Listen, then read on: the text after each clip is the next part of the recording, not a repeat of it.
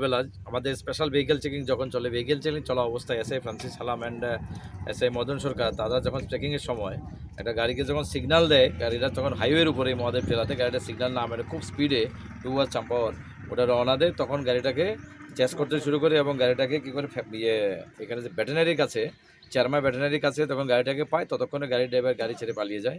গাড়িটার নাম্বার হচ্ছে TR01AP1907।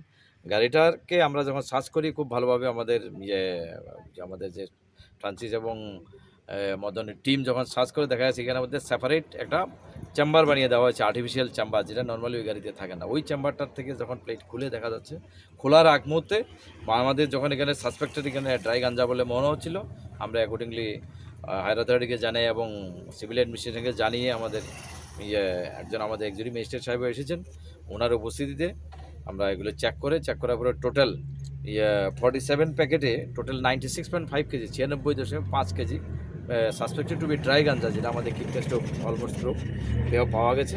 এই রিগার্ডে আমরা একটা NDPS অ্যাক্টের মামলা আমরা নেব এবং ইনভেস্টিগেশন স্টার্ট। বাজার মূল্য কীরকম? বাজার মূল্য না হচ্ছে 15 থেকে 20 লক্ষ টাকা হবে। Thank you.